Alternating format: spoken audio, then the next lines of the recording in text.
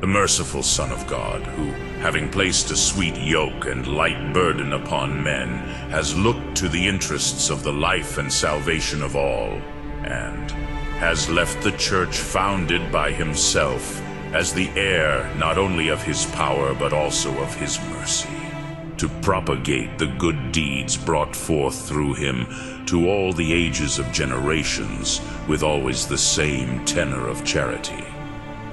On that account, just as among these, which Jesus Christ did or precepted throughout his life, that gentle wisdom and greatness of unconquered kindness shone forth, so equally among each institute of Christendom, Rei Christiani, a certain wonderful indulgence and leniency stands out, so that plainly even in this very matter the Church may seem to bear the likeness of God, who is charity.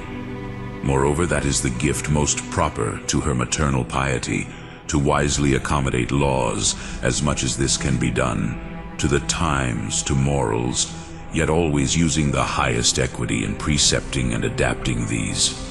And yet this is accomplished at once with her custom of charity and wisdom, so that the Church may conjoin the absolute immutability and sempiternity of doctrine with a variety of prudent discipline. Conforming our soul and mind with this reasoning in the exercise of the pontificate, we have reckoned by that judgment of our office, to the extent that it is fair, to estimate the nature of the times, and to circumspect all things, lest any difficulty deter from the exercise of useful virtues. And now it has pleased us to carefully weigh according to this norm the Franciscan sodality of the third order, which is called secular, and to diligently establish whether or not it be proper for its laws to be tempered in a limited manner, because of the changed times. That remarkable institution of our Father Francis, we have vehemently recommended to the piety of Christians by means of our encyclical letter Auspicato, which we issued on September 17th last year. Moreover, we issued it with this will and this unique purpose, that as many as possible be called back to the praise of Christian sanctity by our timely invitation. Certainly the greatest origin, both of the evils which press us and of the dangers which are feared, is the neglect of virtue by Christians.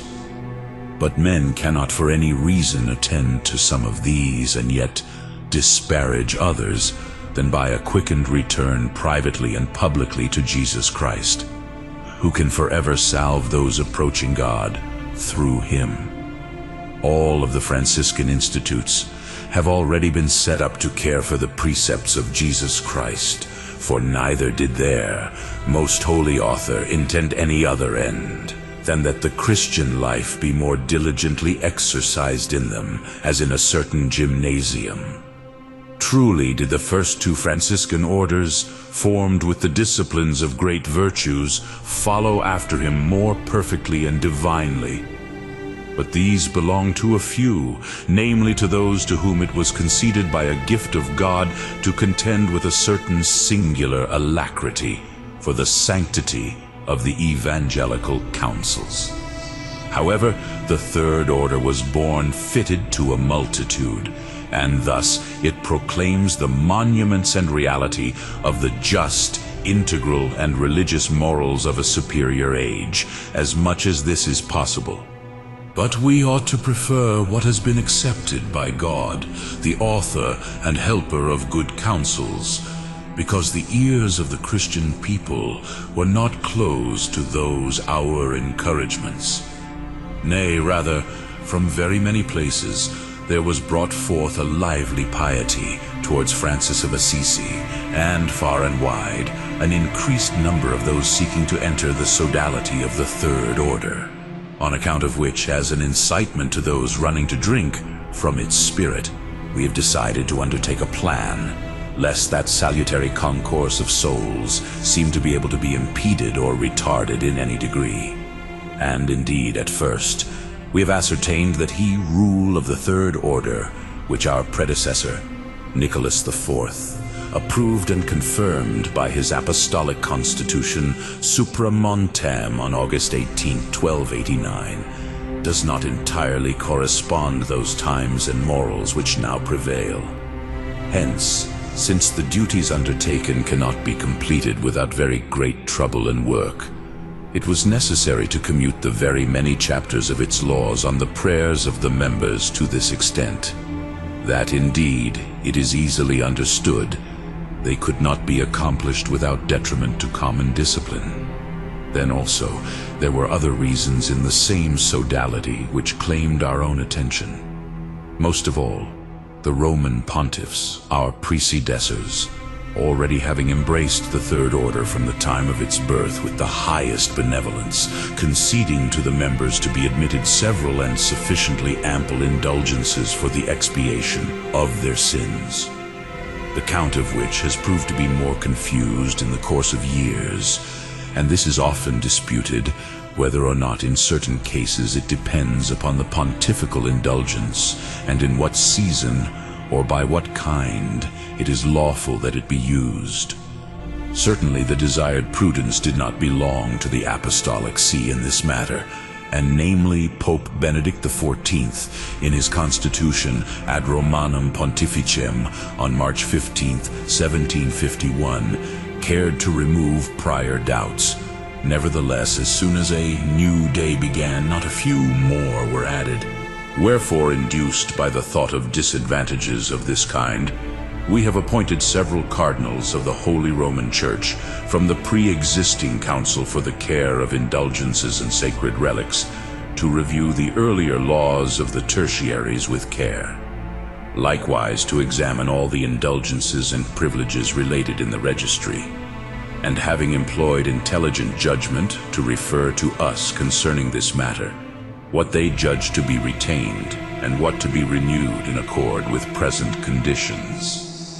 Having accomplished this business as commanded, they indeed were the ones to recommend it to us that it was proper that such old laws be bent and accommodated to current customs of living, with not a few things unchanged in certain chapters. But concerning the indulgences which have been granted, so that no place be left for hesitation, and no cause for danger be protected, they have judged, lest anything come to pass unlawfully, that we decree, according to the example of Benedict XIV, on the condition that all their indulgences, which have heretofore been in force, be revoked and abrogated, that certain others be granted for the benefit of the entire membership of the same.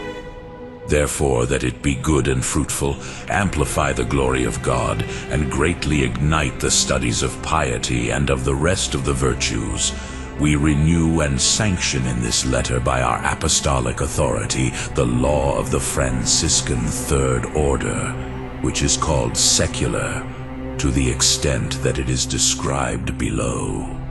Nevertheless, having done this, let nothing be thought to have been subtracted from the nature itself of the order. Rather, we wish entirely that it continue to remain unchanged and whole. Besides, we wish and command that the same members can employ the remissions of punishments or indulgences, and the privileges which are recounted in that index below, having preserved each and every indulgence and privilege, which this Apostolic See at whatever time, and or in whatever name and or form, had conceded to the membership of the same in the past. The law of the sodality of the Franciscan Third Order, which is called secular. Chapter 1. On admission, novitiate, profession. 1. Let it not be licit to admit anyone except those older than 14 years, and those of good morals, keepers of the peace, and in the first place proven in the sanctity of Catholic profession, and in a visible obedience towards the Roman Church and the Apostolic See. 2. Let wives, except those with the knowledge and consent of their husband, not be admitted, unless it seems otherwise to be done by their priest-spiritual director, the judge of their consciences. 3. Let those admitted into the sodality wear, according to custom, the small scapular and one cord. Let those who have not worn these not enjoy the established privileges and rights. 4. let those men or women who would enter the third order complete one entire year. Then, having with due ceremony promised the order that they will observe the laws of God, be obedient to the word of the Church, let them each pledge that if they have neglected anything among these which have been promised, that they will satisfy for it in the future. Chapter 2. On the Discipline of Living. 1. Let members of the third order in every refinement and apparel, having disdained more sumptuous elegance, hold that which is befitting to each of them, the rule of moderation. 2. Let them with extreme caution abstain from dances, public spectacles, and the more shameless plays, likewise from riotous processions. 3. Let them frugally use food and drink, and let them neither sit down or rise from the table before having piously and gratefully invoked God. 4. Having each observed the fast for the feast of the Immaculate Virgin Mary, as likewise for their Father Francis, on the day before each solemnity. They are completely worthy of praise, if besides either the fast on Fridays or the abstinence from meat on Wednesdays, which are ferial days, they observe the ancient disciplines of the tertiaries. 5. Let those admitted with due ceremony receive the sacrament of penance during each month. Likewise, let them approach the divine table each month. 6. It is pleasing that the tertiaries who are members of the clergy, because they daily recite the Psalms as a duty, be obliged to do nothing else in this regard. Let laity, who neither fulfill the duty of the canonical hours nor the Marian prayers, known popularly as the Little Office of the Blessed Virgin Mary, employ the Lord's Prayer with the angelic salutation and the Glory Be 12 times each day, except if one's strength does not allow it. 7. Let each of those to whom the drawing up of a last will and testament belongs make a will in their own time concerning their affairs. 8. In family life, let them strive to precede the others in good example, to promote the arts of piety and the very best things. Let books or daily publications from which destruction comes to virtue be feared to be brought into their homes, and let them not permit these to be read by those who are under their authority. 9. Let them sedulously guard benevolent charity both among themselves and towards outsiders. Let them take care to reconcile discords wherever they are able. 10. Let them not ever swear an oath unless necessary. Let them flee from foul speech and from uttering scurrilous jokes. Let them examine their consciences at vespers concerning whether they have done any such thing. If they have, let them correct the error by doing penance. 11. Let them daily attend the divine services, who can do so in the proper manner. Let them convene at the monthly meetings which the prefect has indicated. 12. Let them contribute in common as they can, each one something of his own, from which either the more feeble of the number of the members, especially those weakened in strength, may be alleviated, or the dignity of the divine cult may be supplied. 13. Let the prefects either themselves go to visit the sick member, or let them send one who is to fulfill these duties of charity. Let the same, in the danger of death, warn and persuade the sick member, so that he soon takes care of those things which pertain to the purification of the soul. 14. Let the members who are fellow city dwellers, guests or hosts convene at the funeral of a deceased member, and together recite the Marian prayers instituted by Father Dominic. That is the Rosary, a third part for the heavenly solace of the deceased. Likewise, let the priests during the divine service, and the laity if they can, having received the Eucharist, pray piously and willing for the sempiternal peace of their departed brother.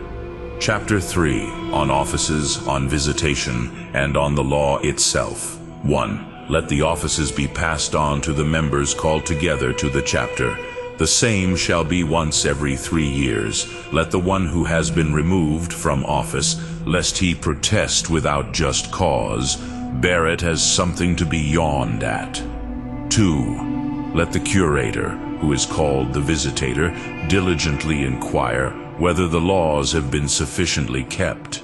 Therefore it pertains to him to go about in his official capacity to the places of the sodalities each year, and so far more frequently, if the matter requests it, and to hold a meeting at which the prefect and all the members have been commanded to be present. If the visitator recalls anyone to his duty by warning and/or commanding, or if he has decreed anything against anyone, let the latter accept this modestly, and let the same not refuse to pay the penalty. 3. Let visitators be picked from the first order of the Franciscans or from the third order regular, whom the custodes or guardians, if they have been asked, will designate. The duty of visitators shall be forbidden to lay men. 4. Let the members who are disobedient and noxious be admonished of their duties 2 and 3 times. Let those who do not obey be commanded to leave the order. 5. In these laws, if any by chance be delinquent, let them know that they have undertaken no fault in name, except those which are otherwise precepted by divine law and the laws of the Church. 6. If a grave and just cause prohibits anyone from observing any chapter of this law, it is licit that he be absolved from that part of the law, and that the same chapter be prudently commuted to another obligation. Of which matter let the faculty and authority over the aforesaid pertain to the ordinary prefects of the Franciscans, both of the first and third order, likewise to the visitators. The Index of Indulgences and Privileges. Chapter 1, on plenary indulgences, to each of the tertiaries of both genders, who having purified themselves by the rite of Christian confession of those things to be let go, in order to receive the sacred Eucharist, there is the right of qualifying for a plenary indulgence on the days and under the conditions which are written below. 1. On the day of admission to membership. 2. On that day when they each profess the order for the first time. 3. On that day when they convene for the monthly meeting or conference, provided that they have visited any church or oratory for the reason of piety, and have commended Christendom to God in the customary manner. 4. On October 4th, the birthday of their father and standard-bearer Francis. On August 12th, the birthday of the Virgin and standard-bearer Clare. On August 2nd, the feast of Mary, the Queen of Angels, on account of the basilica dedicated to her. Likewise on that solemn anniversary day of their heavenly saint, in whose church the seat of their sodality has been constituted, provided that they have frequented that church for the reason of piety, and have commended Christendom to God in the customary manner. 5. Once each month, on whichever day it pleases, provided that they have visited any church or public oratory for the reason of piety, and have persisted for some time in beseeching God according to the intentions of the Supreme Pontiff. 6. As often, in zeal for a better life, they have gone on retreat for 8 continuous days to employ themselves in the work of fixed meditations for the soul. 7. Likewise for those about to die, if they have implored the holy saving name of Jesus either in voice, or if they have lost the ability to speak in heart, let the same enjoy the same right if they do not partake in sacred confession and the Eucharist, and have expiated their faults with grief of spirit. 8. Twice a year, when, having accepted the benediction of the reigning Supreme Pontiff, if they have entreated God for the intentions of the Pontiff for some time, and likewise, in virtue of this very law of entreaty, with them receiving the absolution for which they appeal, that is the benediction through those days which are written below. 1. The Nativity of our Lord Jesus Christ. 2. The solemn day of the Paschal Resurrection. 3. The solemn day of Pentecost. 4. On the feast of the Most Holy Heart of Jesus. 5. Likewise of the Immaculate Conception of the Blessed Virgin Mary. 6. Of Joseph her spouse on the 19th day of March. 7. Of the impression of the Most Holy Stigmata of their Father Francis on the 17th day of September. 8. Of Louis, King of the Gauls, the heavenly patron of the members of the Third Order on the 25th day of August. 9. Of Elizabeth of Hungary on the 19th day of November. 9. Likewise once a month, if any have recited the Our Father, Hail Mary, and Glory be 15 times for the safety of Christendom, at the same time, according to the intentions of the Supreme Pontiff, let them enjoy every right to expiate the stains on their soul, which they enjoy both who for the cause of religion perform the stational supplications in the city of Rome, and who frequent the Portioncula, the most holy places in Jerusalem, the shrine of James the Apostle at Compostela. 10. On those days on which are designated the established supplications in the Roman Missal, if the church or oratory, in which according to custom they have commended the Christian community to God in the same church or oratory, throughout those very days let them enjoy the most ample right, which the citizens and guests in the city of Rome enjoy. Chapter 2. On Partial Indulgences. 1. For each of the tertiaries of either gender, if they have frequented a church or oratory in which the seat of the sodality has been established, and have supplicated God on behalf of the safety of Christendom on that day, the sacred stigmata were divinely impressed upon their Father Francis. Likewise on the feast of the saints King Louis, Elizabeth Queen of Portugal, Elizabeth of Hungary, Margaret of Cortona, and likewise on any other 12 days, which each prefers, and the prefect of the order has approved. Let this supplication be as 7 years and 7 times 40 days of satisfaction. 2. As often as they are present at Mass or the other divine offices, or at the public or private meetings of the members, when they have received the needy with hospitality, have reconciled disagreements, or have taken care to reconcile them, have processed in a procession rightly led, have accompanied the august sacrament when it is borne about, or, if they were unable to accompany, have, at the sound of the bell, recited the Lord's Prayer with the angelic salutation 1 time, have recited 15 times the prayer and same salutation for Christendom, or for the souls of the deceased members, to commend them to God, have buried the dead, have returned anyone deviating from their duty, have instructed anyone at all in the precepts of God and the other things necessary for salvation, or have done anything of this kind to anyone, for each and every one of these things, for the reason of each of these things, let one be allowed to expunge 30 days of punishment. Let it be allowed to the tertiaries, if they prefer, each and all the above said indulgences, whether plenary or partial, to expiate the faults and punishments of the deceased. Chapter 3. On Privileges. 1. It is lawful for the priests of the order of tertiaries, who offer at whatever altar on any 3 days of the week, to offer the holy sacrifice, provided that they have not obtained a similar faculty of offering the holy sacrifice on another day. 2.